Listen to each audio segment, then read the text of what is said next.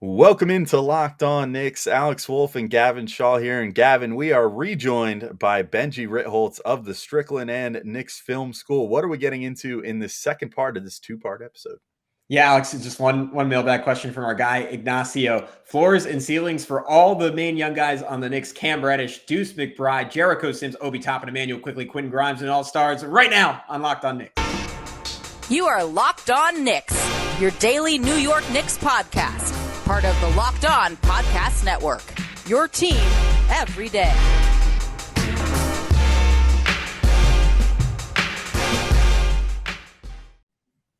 All right, welcome in to Locked On Knicks. We want to thank you guys for making Locked On Knicks your first listen today and every day, whether you're checking us out on your favorite podcast platform or taking in the sights and sounds on YouTube, which if you are, feel free to drop a comment on this episode. I'm sure this is going to be a comment-worthy one. Anytime floors and ceilings come up, everybody loves to disagree. But at any rate, I'm Alex Wolfe. I'm editor-in-chief of Knicks site, The Strickland, which you can find at thestrick.land. He is Gavin Schall, your favorite play-by-play broadcaster's favorite play-by-play broadcaster. And as we said in the intro, we are rejoined by Benjy Ritholtz. You might know him from The Strickland. You might know him from Knicks Film School, where he does awesome film threads on Twitter. You might know him from his own personal Twitter handle at Ben Ritholtz NBA. He's one of the foremost Knicks minds on the internet, and we are very happy to have him back with us again. And so I won't hold this up anymore. Let's get into this floors and ceilings discussion. We touched on the theme, but I want to dive a little deeper on it. It comes from our MVP of all of our question askers, Ignacio at Ignacio Lobregat on Twitter. And he says, with all we know up to this point, last season and Summer League played out, what would you guys say are the adjusted floors/ceilings of our young players? So I will deem that as Grimes, Obi, Quickley, Jericho, Deuce. I guess we could throw Cam in there as well. But Benjy, wherever you want to start on those guys.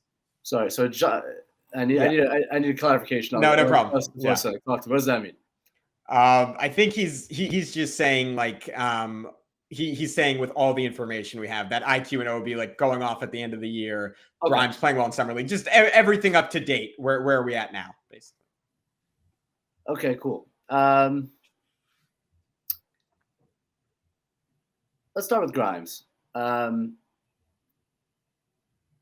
Grimes, one thing I love about what the Knicks have done in two summer leagues in a row now is I really like you can kind of see what they're trying to do, which I appreciate. Like, they're very intentional about their summer league team, their roster, who they're playing with, the lineups, and like what they're clearly asking guys to do, right? So like last summer, it was like, IQ, you're going to run 100 pick and rolls a game.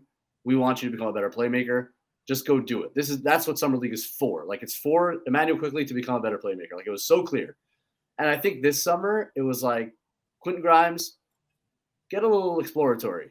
Like, don't just take catch and shoot threes. Like, run second side pick and rolls. Bring the ball up. Let's see you drive the ball. Let's just see you isolate. Like, try to expand your game a little bit. And I think it was really smart to do that because, as many people like to talk about, there was this high school point guard Grimes that was really highly touted. And there's a player in there that we haven't really seen, or except for in small flashes. And I think to a large extent he succeeded. I think he showed some increased ability to get in the paint, make good reads. He's got some really flashy passes in there that kind of take you off guard. You don't expect them, but there they are. He's throwing like crazy bounce passes on the screen and roll or cross court ones. Like, he's got a really nice floor game that I think is worthwhile to explore and develop. So in that sense, I think it goes to the first question that we talked about here is like, that's why I'm really, really interested in Grimes. And I think he's so important if Mitchell comes as a guy, not just because he's a catch and shoot three guy and a guy who can guard really well on the perimeter, but a guy who can make the next play when Donovan Mitchell inevitably drives, gets by whoever he's guarding him, because he gets by whoever's guarding him. That's what he does. And he kicks the ball out to Quentin Grimes, and someone closes out, and like, what now? And that question to me was answered to some extent, not fully. There's still some awkwardness sometimes, but like generally, like, I know he's going to make the next play and do a really good job of it. And so to that, I think Grimes' ceiling was raised watching what I watched in summer league, and obviously last year the flashes that he showed. Yeah, I'm with you with Grimes. You know, I think that ceiling wise, he now profiles to me as like not the same player, obviously, but same level of player. If he reaches the ceiling as like Andre Iguodala with the Warriors, that sort of guy. Like, I don't know that I would ever see him becoming like a superstar, but a guy that plays good defense, can, you know, make a three, but can also put the ball on the floor a bit, can, you know, take advantage of a tilted defense, that sort of thing. Great opportunities for himself and for others. Iguodala always played more of like a cutter and much more vertical than I think Grimes would, but, you know, different role, but, you know, similar impact type of player, I think. As far as a floor, I think that Grimes maybe has one of the steadiest floors of any of the Knicks, you know, of the young guys, where no matter what, he's just going to be a 3-and-D guy. You know, like whatever else is just gravy, but he's a guy who's probably going to make a lot of money in the NBA over a pretty long career, because no matter what, you know, he can shoot a spot up three and he can play awesome defense on multiple different positions. And that's super valuable in the NBA. If I was going to look at like Quickley and Obi, I also forgot to shout out too. I totally made that same observation too at the end of Summer League about what they did with Grimes, and like that they tried to like, I feel like they were forecasting what we might see out of Grimes a bit this year. Although it might take some time for him to get that leash from Tibbs to be able to try that stuff, but literally it's like the same thing we saw last year with But Obi. it feels like, you know, you're right that it will take time for him to be able to show that stuff. But I have no doubt that Tibbs is involved. Like, there's so much about what they do. I mean, Dice is the coach, right? That's Tibbs' guy. Mhm. So, like, he's talking to Tibbs every night about what goes on. Tibbs is at every game. And, like, you can just see it. There's such, in that sense, there's such organizational competence now that we didn't see before. And Summer League is stupid in one way, but it's so telling in other ways. And I know this is tangential, but it's like, it just struck me. And, like, it was the same with Grimes, with Sims. Sims did some crazy crap that, like, I was like, what? I'm sorry, you're bringing the ball up now, Jericho? You're isolating from the top of the key now, Jericho? Like, that's not just because it was Summer League and he's like, screw it, this is fun. That's because coaching staff is telling him, like, hey, now's the time. Show us how much you can do. Work on this stuff in a game scenario. Like, that's not – I think people dismiss it as like, Summer League. I'm not saying that Jericho's going to be doing those things in the regular season. He's not. But it's a great time to explore the limits, and then you'll be able to dial it back a little bit. But now you'll have a little bit more confidence in the things that you're doing and expanding a little bit. So, yeah, that's Grimes and Sims, I think, had the same thing.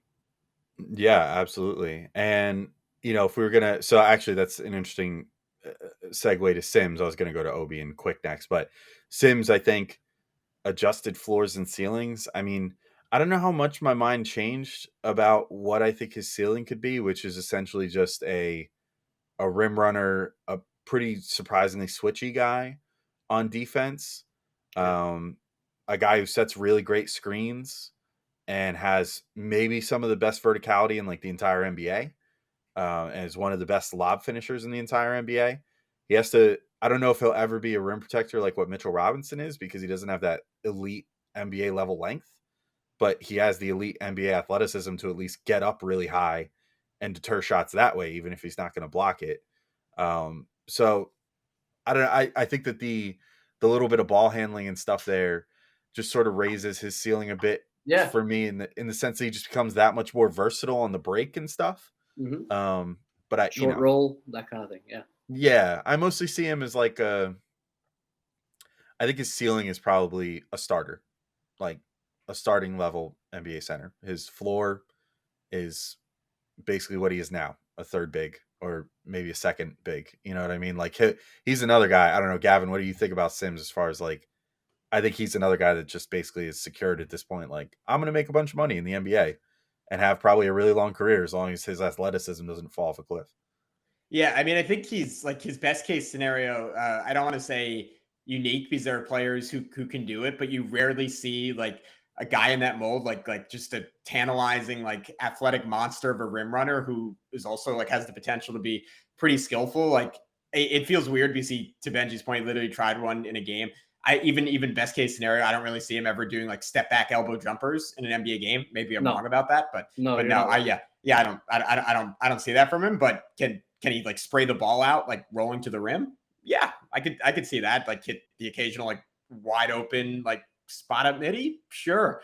Yeah, I think I'm with you, Alex. I think he's a starter. Grimes, I would say a supercharged Danny Green who can do a lot more attacking closeouts while giving you like truly like elite 3-point shooting and fantastic. Maybe not quite that good defensively, but like in that realm. Yeah. I think he can be like one of the 5 best guys on a championship team, which is crazy value for the 26th pick in the draft. Yep. Sorry, Benjy. Go ahead. No. Where I hesitate with Grimes on the defensive end is he's just not that big. Yeah. And like Danny Green, I don't have the wingspan in front of me, but Danny Green's a big wing with length that Grimes does not possess. And like Grimes has shown a ton at the point of attack, and he's really he gets really skinny. He gets through screens really well. He keeps guys outside. We'll see if he does end up starting, which I think is a real possibility, whether the fouls become an issue, because he does get a little handsy and aggressive in that way. But that's where I probably, if Grimes was 6'7", then I think Grimes goes higher than where he goes. I think the size is a hesitation for me. I think a great comp for Grimes, and I think now, and what we talked about, I think the ceiling has risen because of the offensive skills that he's shown. But like Royce O'Neal is an interesting comp to me, and I think it's easy to deride up players on other teams. Royce O'Neal's really solid. He's been a solid starter on a really good team for many years. He makes a good clip of his threes. He guards multiple positions. He was the only good perimeter defender on that team for several years, and like kept, I actually think now, I think that was kind of like, that makes a lot of sense. I think Grimes is a better shooter. Royce is a pretty good shooter. I think Grimes is a better shooter. And I think now I've seen a little bit more creativity from Grimes. I think the ceiling has has surpassed that pretty comfortably. Maybe that's even a floor, and I think that's a really good floor.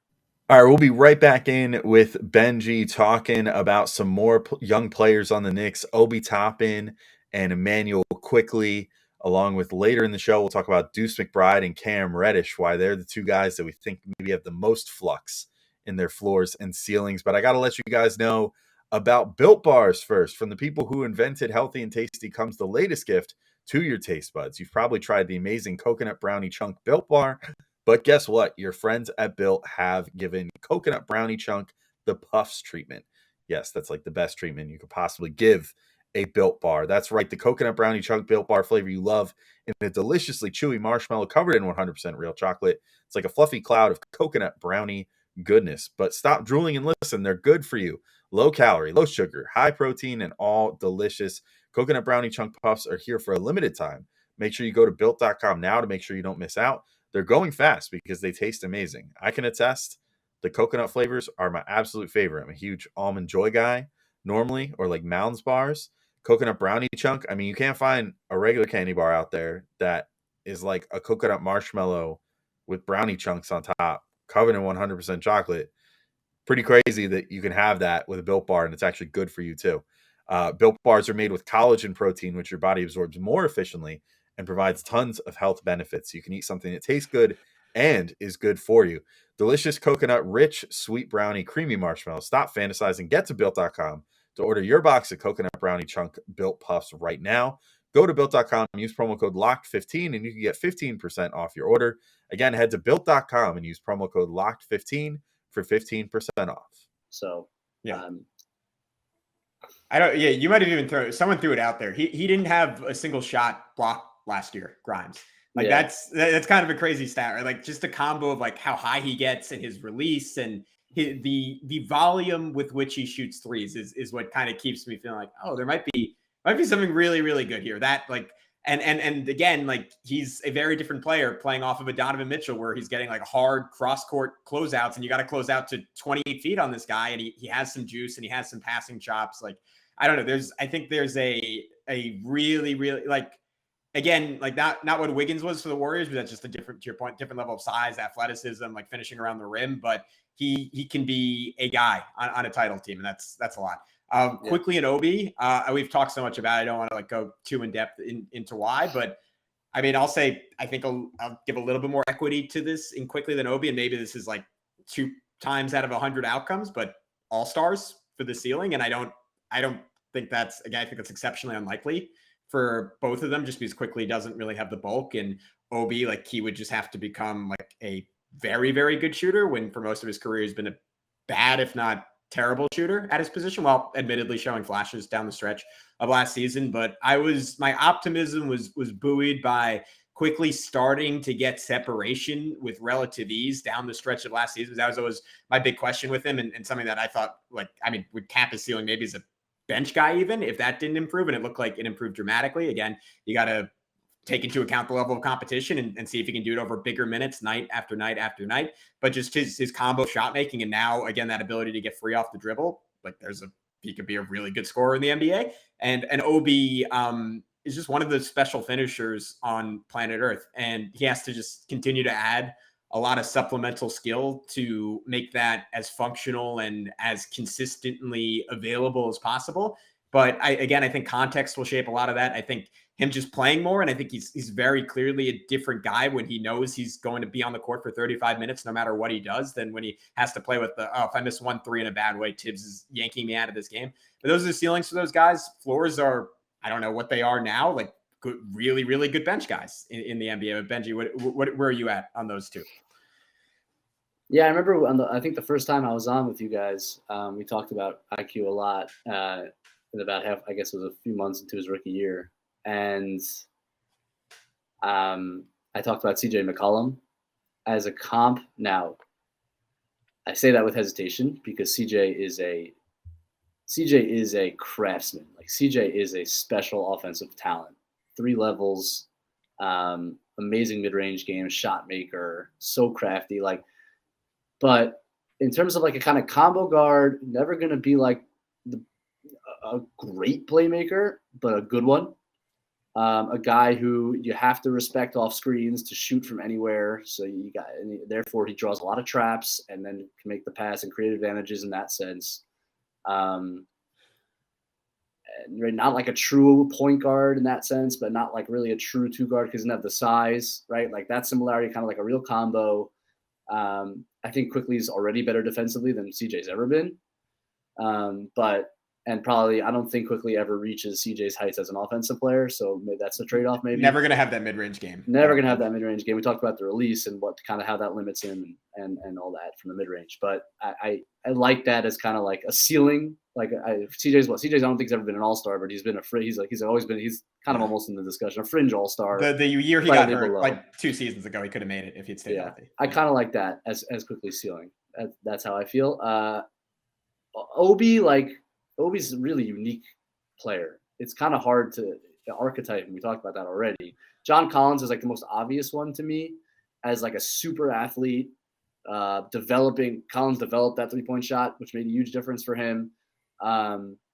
Needs to roll to the rim, which is something that Tom Thibodeau has not yet discovered, or maybe he did the last 5 games of the season. Needs to roll to the rim. The difference, obviously, Collins, I think, is more polished as a shooter and a shot maker. Both are really crazy athletes. The difference, one thing I like about Obi's ceiling a bit more, and I don't think he's not, his floor right now is he's not John Collins. Like, John Collins is a better player right now. But, like, Obi has better feel. Collins is a little bit stiff as a ball player and doesn't necessarily make reads the way Obi does. Obi's such an intuitive basketball player.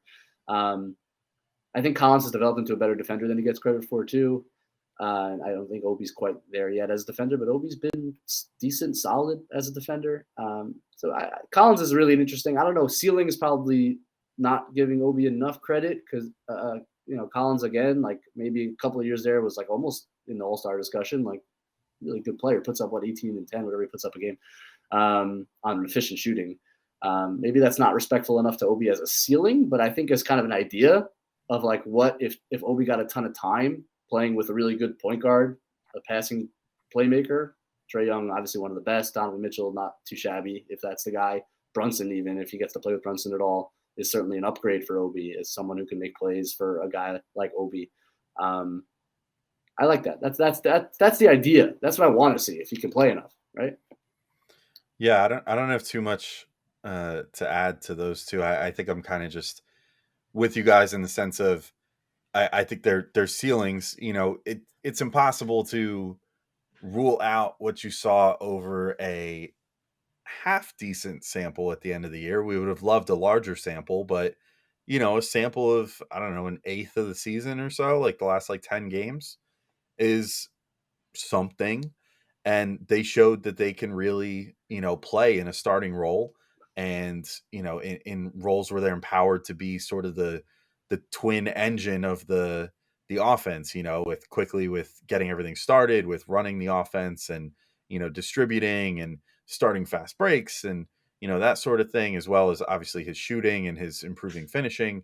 Obi with setting screens, running, pick and roll and being a roll man and, hitting spot up jumpers from the corner and stuff like that. And, the cuts that he makes, which we've already talked about, there's a lot to love about Obi as well. I do think that either of them, if they reach their ceiling, which again, Gavin, you said maybe a 2% chance or something, which I agree, could become an all-star type player. If they stay at their floor, they're basically just who they are now, which is good NBA rotation players.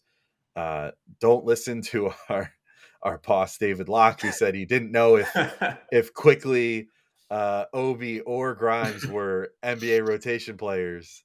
They all are NBA rotation. This is all the stuff that I wanted to say when we were talking with him on the show. Yeah, no, but you're saving it for the 54-minute mark. That's good. That's good. I was saving it for this one. Smart. But he's not listening this far. Exactly. Although this might be a 2-part podcast at this point. I guess we could quickly close on the last guys, Deuce and Cam Reddish, right? I think that's all we have left. Yeah. I'll just say with Deuce, I have more. He's the one guy that I have more worries at this moment than I did maybe a year ago. Yep. After Summer League, Grimes, I think, really pushed himself a lot. Deuce seemed to, other than a little bit maybe in one or two of the games, seemed to mostly just be doing what he does well already, which is pull up shooting and playing defense. And those are great, valuable skills. I could see a world where maybe his ceiling ends up being, again, not a 1-to-1 comparison, but a Pat Beverly-esque player, undersized, defensive menace, can carve out an easy 20 minutes a game for himself, setting the tone on defense and, just generally being a pest while not being as much of a jerk as Beverly is on the court. Being a mild-mannered Patrick Beverly, I guess. I could definitely see that being the case. And then as far as Cam, he's the most intriguing one of any of these guys. I still, to this day, it's so tough because we didn't get to see that much of him this year in a Knicks uniform. But based off what happened in a Hawks uniform, I could see anywhere from a $20 million contract, this time next year for him to, people saying how long until he's playing for the Shanghai Sharks, it all depends on how things break for him and what he's willing to focus in on his game. I feel because all the physical tools are there and all the natural ability is there, but we saw with the Knicks, there's the shot selection inconsistencies, there's the defensive inconsistencies, there's the shot mechanics inconsistencies where I always say he's a wacky inflatable arm flailing tube man from the waist down, where it's his legs go wherever they want to go on any given shot attempt, and he never has that Grimes-esque up and down shot motion. Yeah. So I think there's a lot of intrigue with him where I could easily see him later, well, maybe not easily, but again, maybe this is a 5% outcome or something, becoming an all-star level player. I could also see a large case where he just becomes a really good energy role player that can come in and make some shots for you off the bench and that sort of thing. I could also see it where he is maybe the guy among the Knicks young core that I think it's maybe the most likely, although probably not a high percentage given his pedigree and natural abilities and everything, that could potentially end up out of the NBA before he turns 30 or even 27 or something. So he's and it's not even for lack of work ethic. It's just for lack of focus on the things that matter, I guess. Identity, I would say. Yeah, identity. Yeah, I think that's a good way to put it too. But Benjy, how do you feel about those last two guys? Yeah, on Cam, one guy I think about a lot with Cam is Rudy Gay. That's just a name that I think about in terms of the really great wing size, strength, body type. Rudy was interesting because he almost missed his time. He was such a mid-range kind of guy, and that kind of passed him by, and then he went through a weird transition. And he ended up on the other side, like being a solid 3-and-D guy with San Antonio towards the end. But like kind of the way Rudy Gay maybe his career should have gone, like that kind of like I think there's a lot of ability in Cam that it's not like I think it would be almost a waste if he just became 3-and-D, but like I don't think he's ever going to be like a really 40% 3-point shooter. Like I don't see that. So I don't like I think he needs to be a little bit more creative in his game. Some isolation, some pick and roll. He's a really good passer. That's kind of that hasn't yet blossomed, but it's there, and I've seen it. Like Rudy Gay, kind of like maybe like a 6-man who comes in and like you kind of can run things through. He's a bit of a ball of clay, and it's hard to say because he hasn't shown you a ton, but the flashes are so interesting. But I don't know. That's always a name that struck me is Rudy Gay because the Paul George stuff is stupid. But Rudy Gay is interesting. That's more of the level of player maybe that he can reach, like when Rudy Gay was really good. And as to Deuce, yeah, I agree. I was surprised at Deuce's performance in Summer League. I know those were his weaknesses. Like I know he didn't get into the paint a ton. I know he struggles to beat his man. I expected him to try more, like you were saying, Alex. Like he didn't. He kind of just settled, and he was kind of happy to settle, which I was a little disappointed by. Yeah, his offense right now is not really NBA level. I don't think. I know he showed some flashes in regular season games. He had one really big game. But I'm a little worried about him. One guy I think about there in terms of like, again, ceiling is probably not fair enough, but like what Gabe Vincent has turned himself into in Miami, as a guy who makes shots, I wouldn't say he's running you a ton of pick and roll. He's a de facto point guard in that he's the smallest guy on the floor, but he's basically playing the wing slot for like Tyler Hero running the pick and rolls, or Jimmy Butler running. He's basically spotting up off the side and maybe running secondary stuff. Really strong, really smart, and can make a spot up three and maybe create off of that. So Gabe Vincent is a name that's come up and that I've thought about. I think Deuce's ceiling is higher than Gabe Vincent, but I think that would be a good outcome for the Knicks. Guy that's a really solid rotation player. So. Yeah, I like the Pat Bev name for him from Alex. I think Pat Bev sometimes gets underrated offensively, like for what he is, like very, very good 3-point shooter for points of his career. Again, is like a standstill guy and like decently creative getting to the rim, and Deuce just has to, like, I think the athleticism's there. I honestly think like the handle isn't that far off from being there. Just like has to be like from a confidence, comfort, and just putting it all together and like consistently, like as aggressive as he is defensively, being that aggressive offensively, like that all has to come through for him. But playing off of like, again, like not everyone in the NBA has someone like this, but like a Giannis or Luka, like a big like point guard initiator where he's just like, his guard is to like, or not his guard, his job is to bother the Chris Pauls of the world and hit open threes. Like I think he could be very good at that at some point. And floors, he could be out of the league. Similar floor with Cam. A lot of Andrew Wiggins talk on this pod, but I think his upside is a poor man's version of what Wiggins is doing on the Warriors. Like put him on. That's good. I like that. That's a unique ecosystem, right? Like there's one Golden State, and that it worked out perfectly for Wiggins. Like that was the ultimate career move for Andrew Wiggins, and it would be the ultimate career move for Cam Reddish because guys who like obviously doesn't work for everyone. Like Kelly Oubre went there, and he couldn't really change his game, couldn't really adjust, couldn't figure it out. But like Cam in like the right ecosystem that can, to Benjy's point, like leverage a guy who I think is a smart and like fairly willing passer. I think that got underplayed. Like he didn't play super selfish, like some stupid shots aside, and can weaponize him and like fire him up to like say like, hey, we're in a playoff series. You get to guard Jason Tatum for 5 minutes. Like go give him hell. Like that's what turned Wiggins into like saved his career to some extent. I don't think like Cam doesn't have that strength or just like Wiggins at his worst was a 20-point scorer in the NBA, which isn't Cam right now. Wiggins is a 2%, 1% athlete vertically. Yeah. Like he's a, right. That's, I mean, coming out of college, I was like, this guy, the spin move is like the tightest move you'll ever see. He gets sick. Yeah. Some of the finishes he had in the finals, like where he's hanging in the air, like Cam's a good athlete, but Cam's not. I mean, Wiggins is special. The spin and dunks on Wiggins' high school mix. I thought the dude was going to be Michael Jordan. Like he had the Maple Jordan nickname. He was crazy. But like a poor man's version of that. I think I like that outcome for him. All right, I'll end on that. A great compliment from Benjy, who I say it, Benjy, every time you're on. One of the most admired basketball minds on Knicks Twitter. Check out those threads on Knicks Film School. I learned something new every time I read them, like both, not just about the player, but like about basketball and like stuff to watch out for, stuff to see. So it's always, it's great. It's great to see. And it helps me do my job better. So thank you, Benjy. And one final time, where can everyone find all your fantastic work? Thanks, Gavin. That's very kind of you. And I appreciate it. I'm at Ben Ritholtz NBA, Ritholtzman on Twitter. I write for the Strickland. I put out threads for Knicks Film School. The Wiggins article that we referenced earlier, the RJ Wiggins comparison, is my pinned tweet right now if you want to check that out. Hopefully in the next coming weeks, I'll be writing about Tibbs' Joakim Noah-centric offense, how that might apply to the Isaiah Hartenstein offense that he can run with the second unit. So keep an eye out for that. Otherwise, I'm on Twitter. So always appreciate you guys having me on. It's always fun. So good to catch up.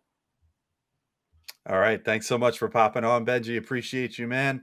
And for everybody listening, keep your eyes and ears out. We'll, of course, be here to talk about any Donovan Mitchell stuff should it break.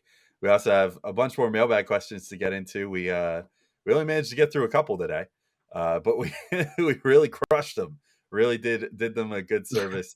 But until next time, thank you all for listening. We'll be back soon in your ears, in front of your eyes. If you're checking us out on YouTube, be sure to drop a thumbs up, maybe a comment if you're in the YouTube comment section. But until next time, thank you all so much. Talk to you all soon. Peace out.